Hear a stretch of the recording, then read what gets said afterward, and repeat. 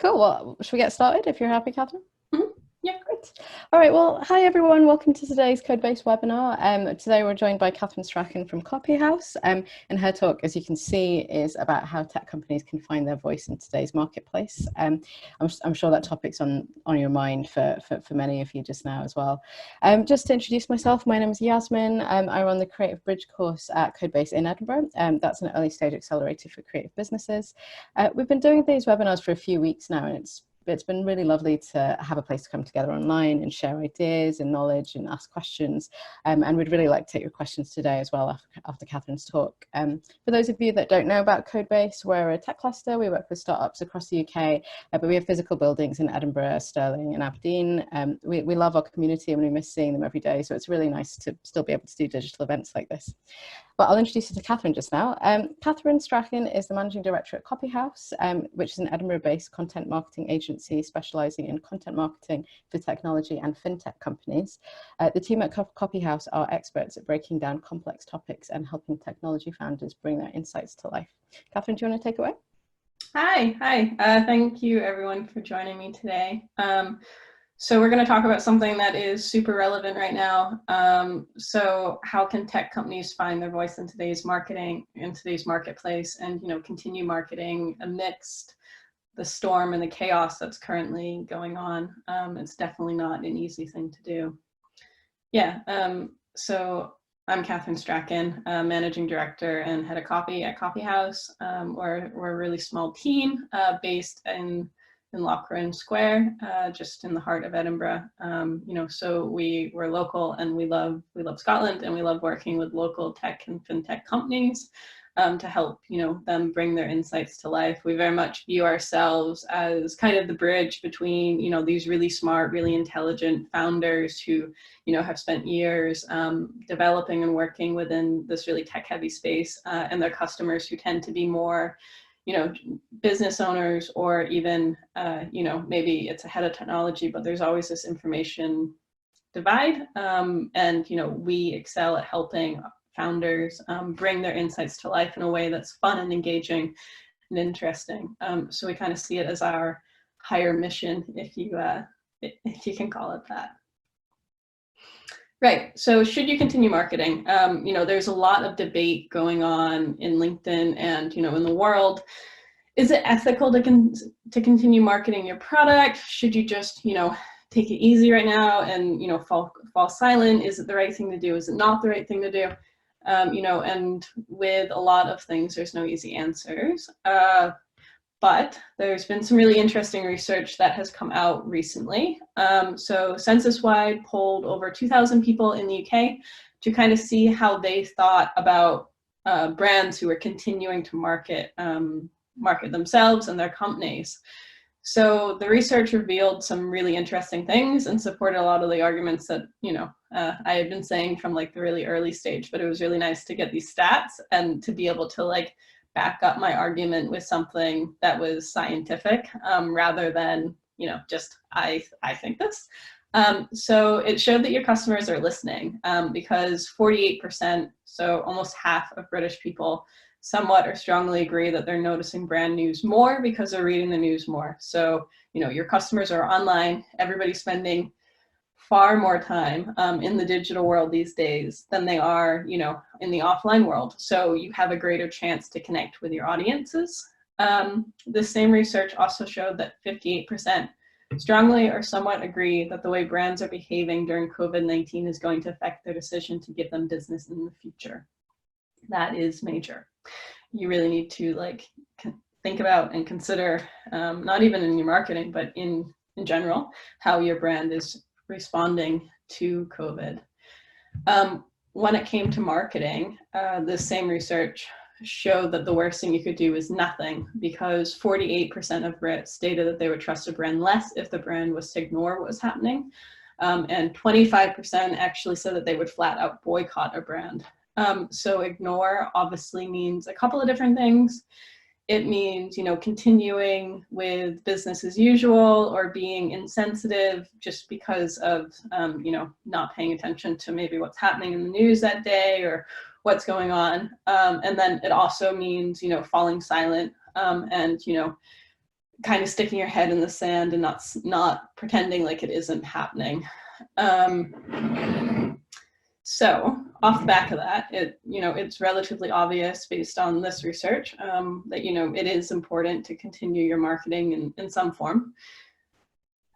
So now we're going to talk a little bit about why you should continue content marketing during these times of crisis. So the research says that you should, but what else is important to consider, and why does it benefit you as a company, and how does it help your customers? So brand equity takes time to build. Anybody who has grown and scaled a brand, especially as a startup tech company, you come onto the scene, and even if you have this really amazing product, people don't know who you are, and it takes time to get there. So you need to continually kind of build upon that, and to take time out or to do nothing would kind of stall and delay that brand equity. And obviously there's a lot of value in building your brand equity. So brand equity allows you to attract investors and funding. If you're going for investments, people want to know, that you're a trustworthy brand, that you have some background behind you, and that you're going to continue to be around for the future. So showing that you can weather COVID-19, that you can continue to sell products, so you can continue to have an awesome product, kind of builds up that credibility a bit more as well. Brand equity also allows you to charge a higher price. So when you're quite new on the market, it's hard to charge that high price tag because people don't know who you are. They don't know why they should buy from you. They don't know why you're so special. But over time, and with continued marketing, that allows you to build up your brand equity so that you can charge that higher price that you deserve to charge. And it also helps you reach a wider audience and have a greater impact. So marketing helps you expand your reach, so you can continually build and reach new people and engage with an audience that increasingly gets larger. So especially content marketing, it's more of a long game than, quick win. So to continue to build that over time is really, it's going to pay off. And, there's no reason why you shouldn't continue to do so despite the current challenges. So on another, perhaps less selfish side, your customers are also in a really similar boat. They're trying to navigate uncharted waters. It's a really scary, really confusing time. So they shouldn't be left out in the cold. They need your expertise, they need your advice, they need your insights to help them try to figure out how to work in this world, how to, manage their finances in this world, how to, get by.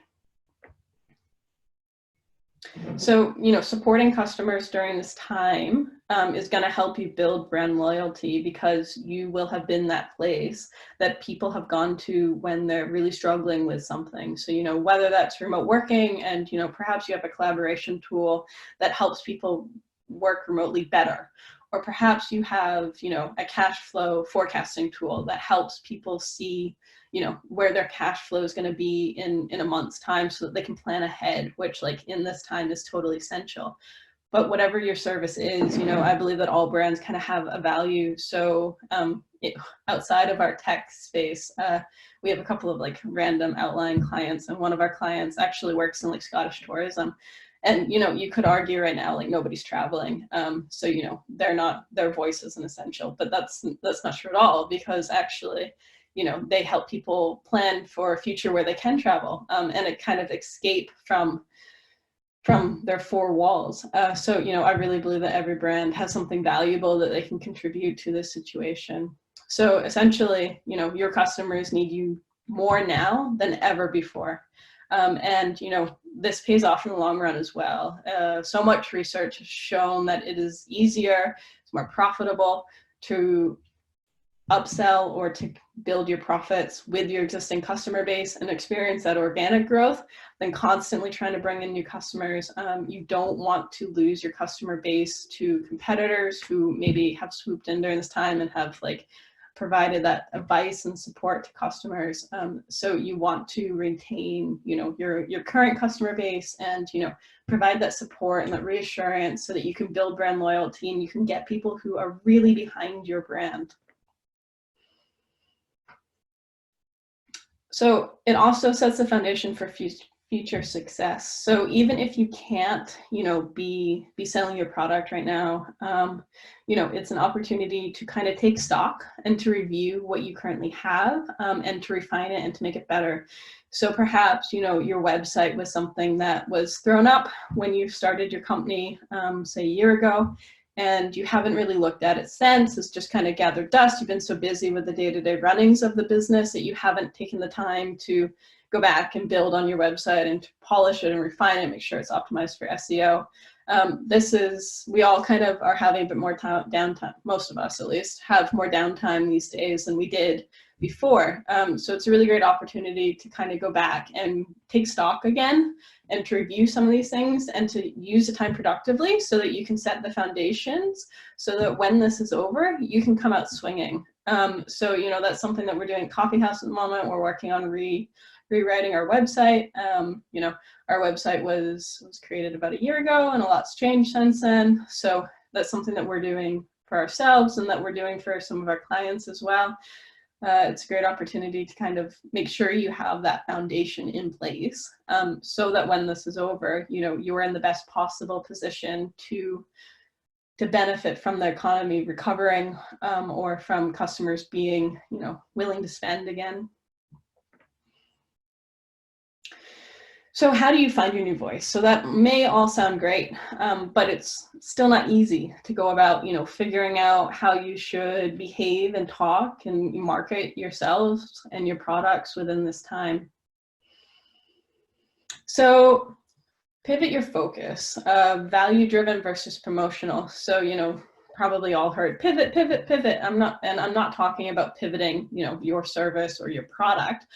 But I am talking about pivoting how you're talking about your service or product. So rather than being, really promotional, really, pushing your product and your service, because nobody really wants to buy right now, what you should do instead is focus on delivering value.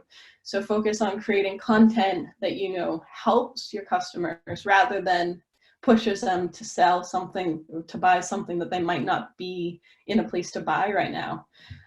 So previously they used to say, that it should be like an 80-20 split. Ideally, 20% should be, promotional content and 80% should be value driven.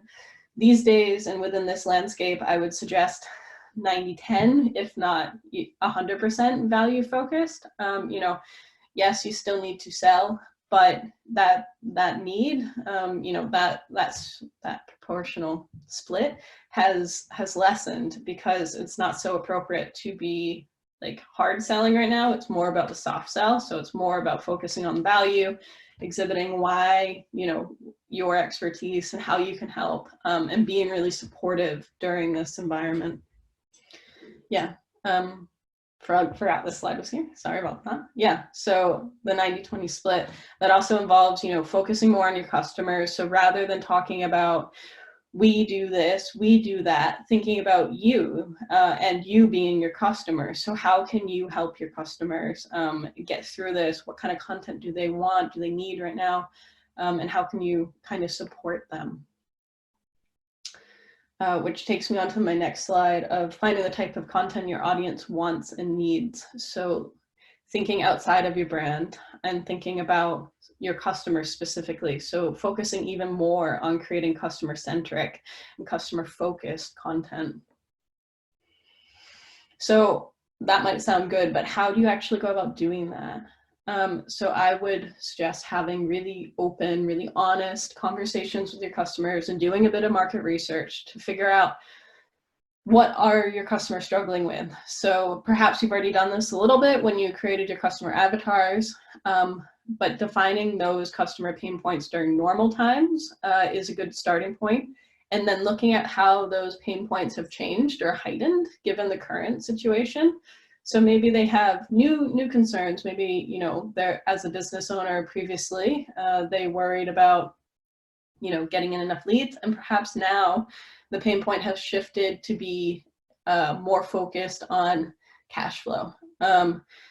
So kind of figuring out both where they were and where they are now. And then figuring out how can you support your current and your future clients. So having those conversations, asking them, what's the biggest challenge in your business right now?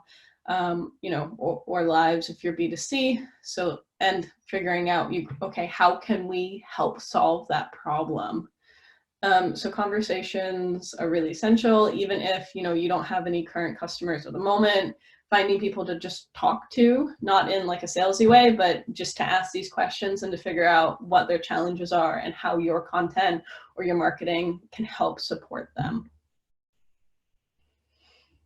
So it's also really important to stay positive, but not to downplay the situation. So the same research by Censuswide showed that 39% of women deem the release of positive news from brands as important compared to 32% of men. That's super essential in today's world. People want to hear about the good things, but it's also important to recognize and realize, that this isn't a great situation for anybody. So, you don't want to be all rainbows and sunshine and over the top positive, because that will come across as fake, as ingenuine, or even as boasting, which you don't want to do. But you also want to help your customers find the silver lining. So it's more about, helping them see the opportunities maybe in this situation, or get through this situation, or find some positive or at least some way of coping within the current world, than it is about being super positive. So it's slightly shifting your tone of voice and your approach. So rather than being completely 100% positive, being somewhere in the middle, both realistic and, helping guide people through this situation. So I wanted to quickly share an example with you about how we kind of helped reposition one of our clients here at Coffee House. So one of our clients, they offer merchant cash advances through as a loan company. So they were really struggling because of probably an opposite reason than a lot of people are right now, but they're getting far too many leads and far too many unqualified leads from the general awareness, top of the funnel kind of content that we were doing. So it was completely overwhelming their sales team. They were struggling to cope. So what we said we would do instead is create case studies that were slightly further down the funnel. So case studies are, by the time somebody comes to read a case study, they are almost ready to buy, because you don't really read a case study about a brand that you just heard of, that you've never even seen before. You tend to do it when you're slightly further down the funnel, when you're closer to buying. So we put it behind a gated screen so that they could capture the leads more effectively, and kind of help them redefine that process so that they weren't completely overwhelmed. They could cope, and they could deliver a solution to customers who were closer to that stage and who were slightly more qualified. They've had really great results from that and been able to redefine their whole kind of approach. But just doing that simple switch, it's the same amount of words, same price on our end. So it didn't take any more effort. It was just a slightly different pivot within their service to provide more tailored approach. So I wanted to kind of leave you with 3 cost-effective things that you could do today, that aren't going to cost you a fortune. You don't even need any outside support for necessarily. So 1, start by refining your target audience and their pain points. So have some of those conversations I was talking about. Conversations are generally free. You shouldn't have to pay anybody to talk to them. But make sure that you really understand your audience and who you want to reach, and what they're struggling with at the moment. Write it all down. Make sure that everybody on your team, everybody in your marketing department, everybody in your sales department has that information and those insights. Get active on social media. So even if you're really small team, you can be posting on, choose one channel. So whether it's LinkedIn or Twitter or Facebook or Instagram, choose one, the one that, your audience is spending the most time on, and try to post 3 or 4 posts a week. Shouldn't be hard if you focus down your efforts on only one platform, and whether it's talking about your product or what you guys are up to as a team that week, or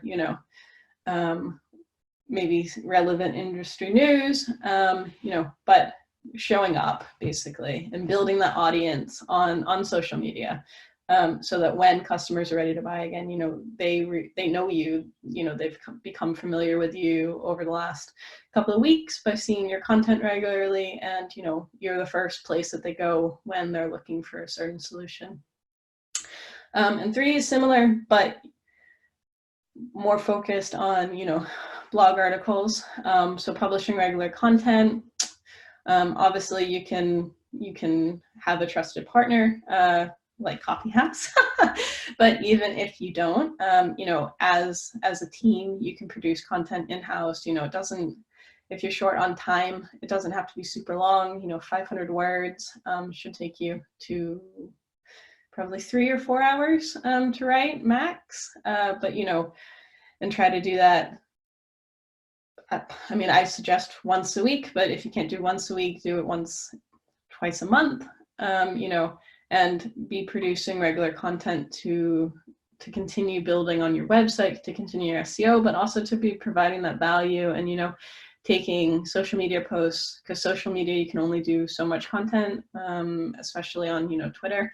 So taking your ideas and really taking the time to thrash them out and to dive beneath the surface and to provide that value to your customers. Great, so that is it from the presentation side today, but happy to open the floor for questions. Awesome. Thank you, Kathryn. That was great. Yeah, it was really nice to see that overview, because yeah, it is a difficult time, and when there are so many things going on, it's hard to know how to position yourself and figure out what voice is most important. If anyone's got any questions, please do write them up either in the chat or the Q&A, or if you'd like to talk, then you should have a little raise hand button. So if you raise your hand, I can unmute you as well. I've got a couple of questions to start us off as well. You mentioned doing nothing, and people thinking doing nothing is worse, but a lot of people, I think, are so afraid of getting it wrong that they maybe prefer to do nothing than get it wrong and have a bad response. How do you think those people can sort of get over that hurdle? Sure. I think being really in tune with your audience. So, having conversations either with your current customers or with, customers who fit your avatars, and, figuring out what they are talking about or caring about at the moment. One of the things we do is we listen on social media to people who fit that profile of the audience that we're trying to reach, and to kind of hear and look at the things that they're talking about already, and how can you be part of that conversation. So you don't even need to start, you don't even need to start a new conversation. It's just, you can join an existing conversation. You can look at your competitors and what they're doing and the responses that they're getting. You can look at, maybe it's not even a direct competitor, maybe it's just somebody else who works in a similar space. And, so say within the fintech space, what are, leaders like Fintech Scotland, what are they talking about? And looking at these sources to see what existing conversations are going on, and finding a way, like how you can add your voice to it. Mm-hmm. Yep. And do you have any examples of companies that have got it really right now, or who maybe missed the mark a little bit? Yeah. So Dead Happy, who are actually probably one of my favorite brands because they're quite funny, kind of got it wrong at the beginning of this, because so they run like paid Facebook ads pretty much consistently. So I think what had happened was that they had already had this ad like had these series of ads. They'd already had them like scheduled and in the pipeline. And when this happened, you know, they probably got swept up with everything else and forgot to go look at it. But Dead Happy, they're a life insurance, life tech company. So they do really funny ads targeted at like millennials. They're quite quirky, kind of taking the piss out of death. And they forgot, I like to think they forgot at least. I don't know them personally, it's not my ads. But they forgot to like adjust their ads. So when this was first started happening, the first couple of weeks, they got a lot of slack because they were releasing funny ads about death in the middle of the pandemic. And then a couple of weeks later, they like actually came out and like started making, like they did a joke ad on like their joke ad, and adjusted it and did like a funny one about, you know, I think it was like a boy covered in toilet paper, and they were like, there's more serious things to worry about than TP, something like that. So they did adjust, but they like, because of that time lap and that oversight, got a little bit of slack. But I think people have mostly forgiven them for it because it was quite obvious, like these were ads that had been running before, but people were like, you can't really do that right now. Yeah, I guess it's about how you respond to that as well. Yeah. We've got a couple of questions coming in just in the Q&A. So one of them is, this is from an anonymous attendee. They say, I find publishing and creating regular content really hard to maintain. Do you have any further tips to build that discipline? Yeah, so you need a content calendar. So it's impossible to produce regular content without a content calendar. So, you know, one of the things that we do is we plan content out at least a month in advance. So at the beginning of it tends to be the end of every month. So, you know, we're currently working on May's content calendars right now. We plan, so say we're going to do 4 blog articles that month, and we know that we want to split those across 2 target audiences. We sit down and we plan, okay, this week we're going to do an article on this. These are the keywords it's going to capture, and this is, you know, a 2-sentence short summary of what it's going to do.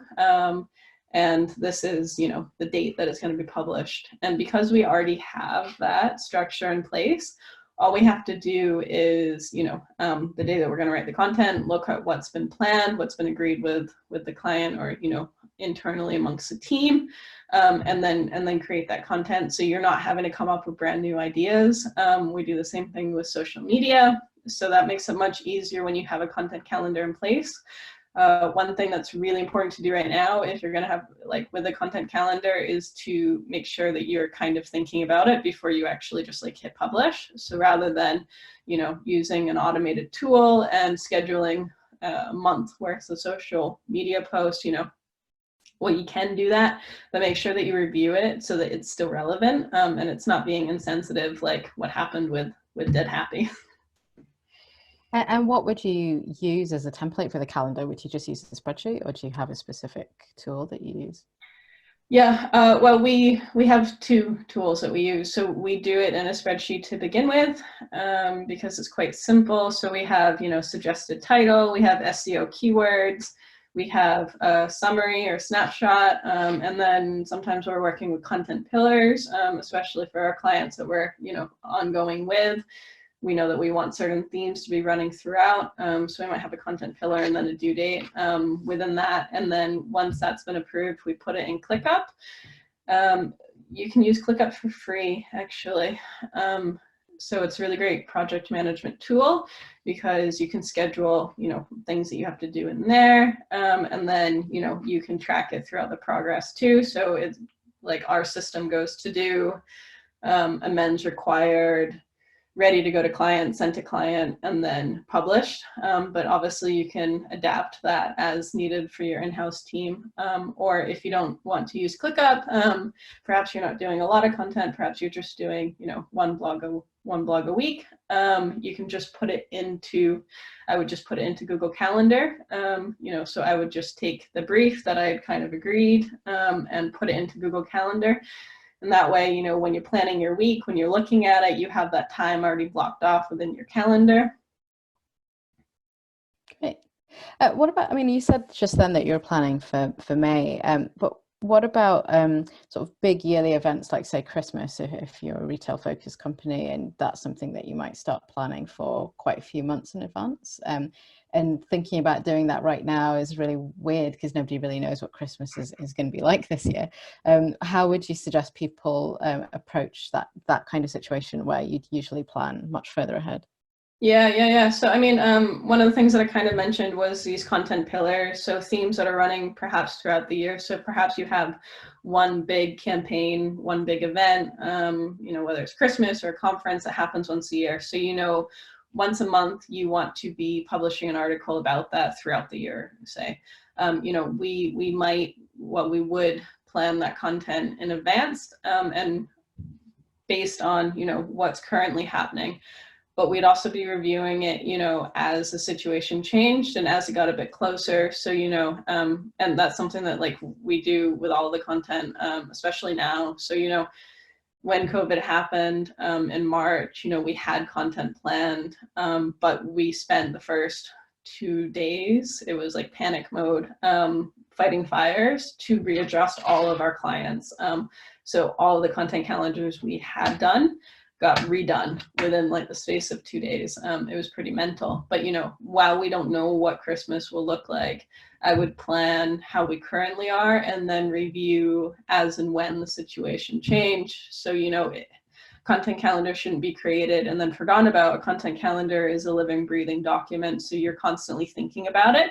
It's just a plan in place for you, but you can sub that out with something that's more relevant or, more topical, or, I hate to think that they'd cancel Christmas, but, if your conference was to get canceled, perhaps you switch tactics. So we have a client who they do big like conferences every quarter for their members. They're an association, and what we did for them when they had to cancel their May event was we did thought leadership pieces with all of their speakers. So we interviewed all the people who were going to speak at that event to create thought leadership articles that were relevant to COVID. So, somebody was going to speak on chatbots and AI within accountancy. So we spoke to him about how chatbots and AI can help accountants weather the storm of COVID.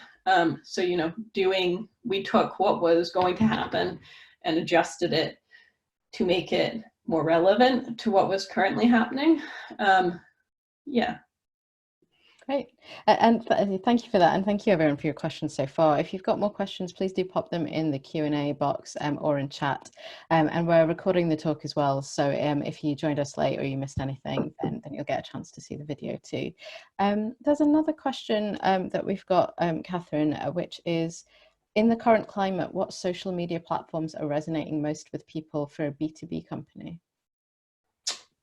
So it's less about the current climate and more about your audience and who you're trying to reach. B2B always does well on LinkedIn. Professionals, whether you're working from home or you're working in the office, professionals are still using LinkedIn to connect with people, to build their networks, and to engage with brands. So for B2B brands, like the go-to is always LinkedIn.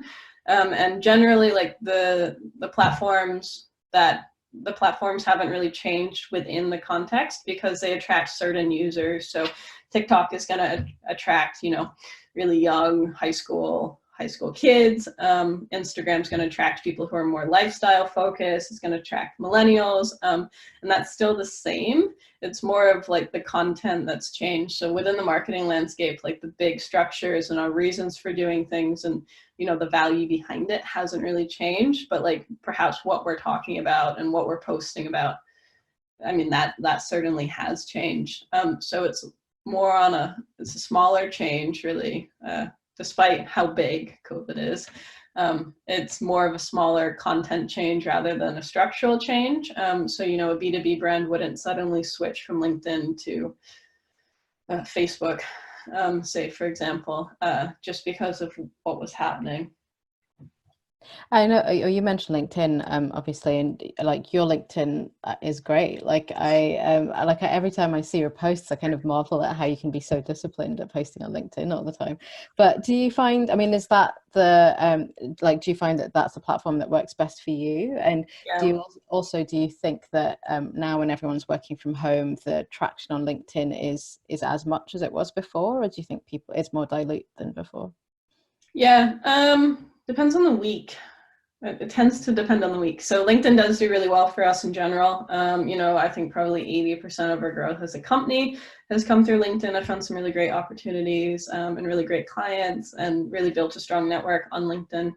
And people used to, so the times that people used to be on LinkedIn used to be different because people would be tied up, with work during the day and we're commuting, early in the morning and, maybe we're checking it at night. Where those boundaries have kind of broken down because we're all working from home. People work kind of just whenever suits now rather than strict 9 to 5 so much. So people are on LinkedIn far more during the day than they used to be. And also like it still works, and engagement, at least from our end and with our clients, has been more or less the same, but it's happened at different times. So we've had to be aware of that. So I used to do posting in the morning and posting at night, and now I just do posting in the morning so that it's there all day. So it has changed slightly, but not overly. I mean, we're still getting good engagement. I'm still finding good opportunities on LinkedIn. And all that stuff. I think people still want to engage, and perhaps more now than ever, actually, because we all want that connection. We want to know what's going on, and like we want to cheer each other on too, like when something good happens. So those like emotive posts have also been doing better in like the current climate. So people are always really supportive, but now like good news is like, oh my God, something good happened to somebody in the world. That's amazing. So this is far more like that these days. But it is, continuing to do the same. It is hard. I mean, even I find it hard to think about things to post because sometimes like the day-to-day of our current reality can feel so overwhelming that I can't see past today and like find something to post about. And what I do when like that hits is talk to my team or to talk to like other people in the industry and make a post based on what our conversation was about. So today a post about content marketing might be relevant because you were talking about it, or perhaps you had a really interesting conversation with somebody about UX design, or perhaps you read an interesting article about tech stacks. So finding sources of inspiration throughout your day, because they're still there.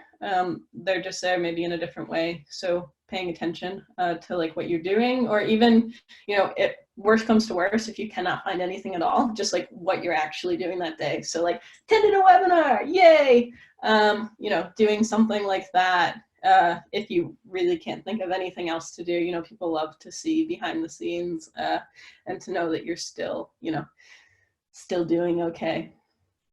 Yeah, hey, you mentioned your team, and I was going to ask about that actually, because I guess with all work, but with content work in particular, I think it really benefits from having other people to other people as a sounding board, people to bounce ideas off. And if you're not in the same office, that's obviously harder to do, but it's still possible.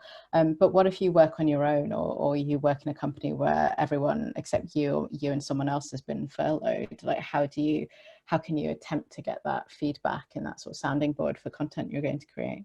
Yeah. I mean, so I still have my team, which I'm really fortunate to have, but I also have some really great like industry friends.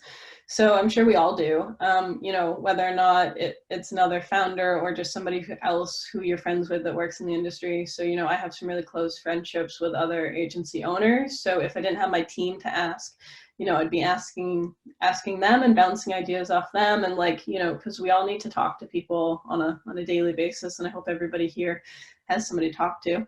And something that you could ask them is, oh, hey, like, what about a post about this? Or, I was thinking about this the other day. Were you thinking about this? And it does really help, to talk to not just your own team, but other people outside the industry. So, this week, was like a little bit quieter, and last week was busy in terms of pipeline. And I had a call with, you know, a good agency friend of mine, and he was saying, you know, the same thing had happened. And just by hearing from him that, you know, he was in a similar position, I was like, oh, okay, so it's not just me, and it's not just Coffee House. So like this is like a wider market thing, and it kind of like helps you put things into perspective more than like your internal team would do, because like me, my team only sees, you know, what's happening really in Coffee House. But if you have that network and you can talk to other people in the industry, or just other people that you're friends with, you know, it helps to put things in perspective and realize that we're all in the same boat, that we're all kind of dealing with this, and it's impacting everybody, and that, like, you know, it's not your company that's suffering, it's like the world. Yeah, totally. And if there is anyone on the webinar that is struggling with with finding people to talk to, then if you go to the events section of our website, there's a bunch of different events listed there, and a lot of them are networking events that are happening on Zoom. So as well as talks like this one, there are other events where you will actually get to meet and talk to other people as well. Yeah. So please do have a look at that. Or you can talk to me. Yeah. Via this link. So I'm more than happy to talk to anybody who has questions about content marketing or just wants to talk to somebody. I set myself a networking goal of like meeting 50 new people a month, and it's a really hard goal to meet, especially in the current climate. So anything you can do to help me out, and, you know, book a meeting with me. We can spend half an hour talking about, you know, your marketing. You can bounce ideas off me. I'll give you my feedback on what I think about those ideas, and we can just have a really nice kind of chat. So hope nobody in this meeting needs to feel like they don't have somebody to talk to, especially about marketing, because you do. We've still got time for another question or two as well, and we do have one open question here. So someone's asking, there's an increased volume of content being put out on social media. How do you cut through that and make yourself stand out? Yeah, so one of the best things you can do to make yourself stand out is to really be speaking to a specific audience. So rather than trying to speak with everybody, you know, understanding who your target audience is, and then making content that speaks directly to them. Because, you know, so say you put out a message that's trying to appeal to everybody, it'll just fall on deaf ears, even when there isn't all this noise on social media. And there was a lot of noise like during the first couple of weeks, but it has kind of quieted down as people have struggled to kind of know what to talk about. But understanding your audience and making this super sharp messaging that hits with them makes people sit up and go, oh, hey, like these guys know me. They're talking to me. And it makes them engage, and it's so effective. You know, if you don't have customer avatars, that's a massive mistake. Before you do any marketing, you really need to know who you're talking to and who your customer avatars are. And then all of your content should be based on that. So whenever I meet somebody for the very first time, one of the first questions that we ask as a content marketing agency is, who is your audience? Who are you trying to talk to? And not just some like, well, everybody buys my product. No, you serve a very specific audience, whether you realize it or not. And it's all about, you know, finding that message, understanding their pain points, understanding what motivates them, what their worldview is. You know, you really need to have this really good understanding of your target market in order to make effective content. It's almost impossible without it. And we do a lot of work during like the beginning stages of working with a new client to uncover that and make sure that, you know, they have that in place and get it out of them, because it is essential, and that is what makes you cut through that noise. Great, thank you. Well, maybe a good question to finish on might be, like, has anything unexpected happened out of all of this? Like, are there things that, yeah, well, specifically, but yeah, just in relation to work, I mean, and like you said, you've been having a lot of one-to-one chats with people. Like, have things come up that you haven't expected? We do have one other question actually, which is, so Alexandra 10 is wondering whether with the 90-10 give value approach, is it preferred to making, sorry, let me read this again. With the 90-10 give value approach preferred to making hard sales pitches, what are some good examples of CTAs during this time? Yeah, maybe just something, it depends on the service. So it's hard to say like without knowing, what you're trying to promote.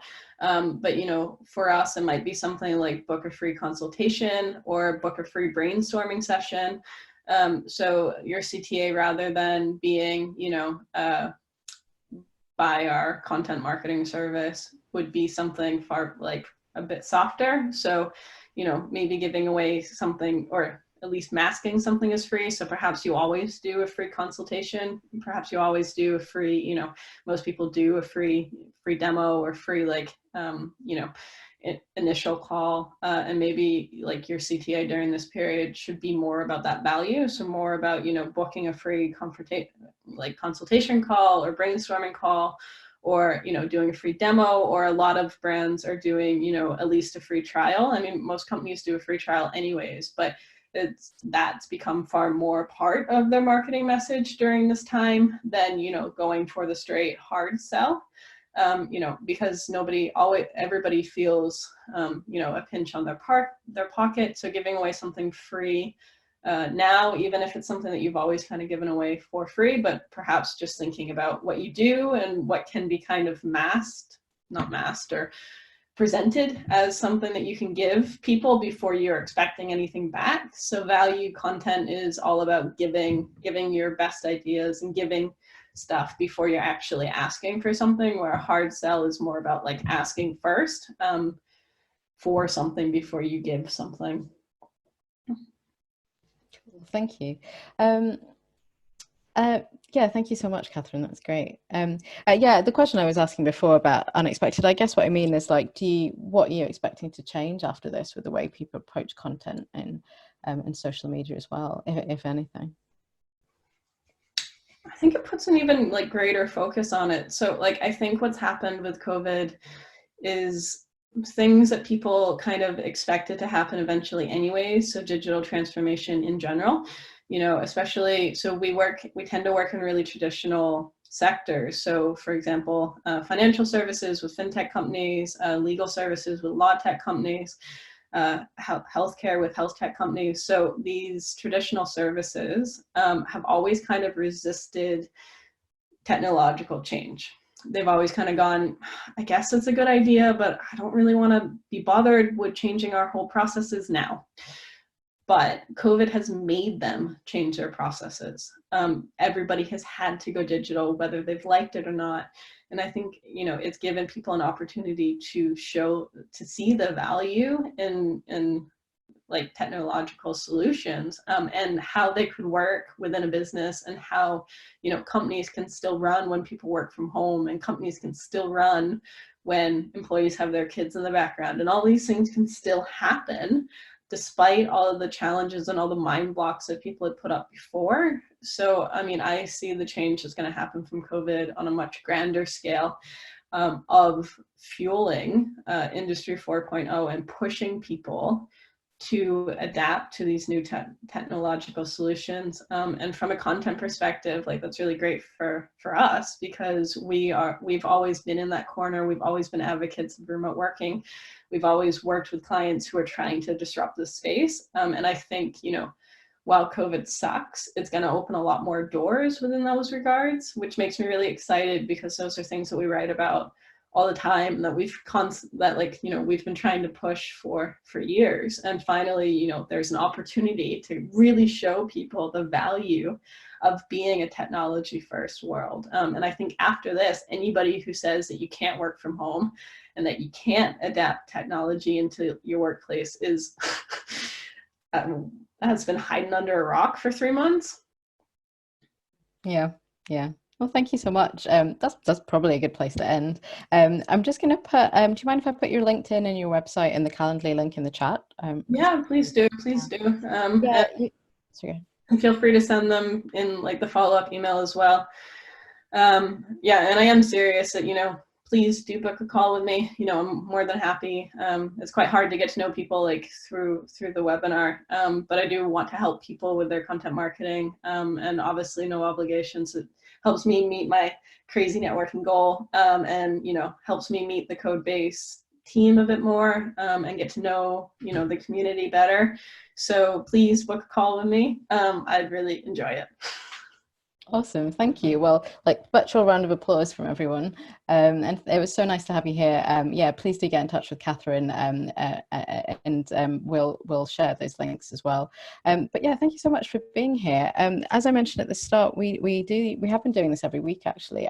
Next week we've got another webinar with Neil McIntosh, who I think is in the audience just now as well. Neil's a designer. We'll be really happy to hear about what he has to say about product design next week. So please join us for that. The sign up link will be on our website soon.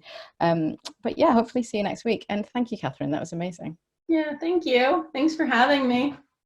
Thanks, everyone.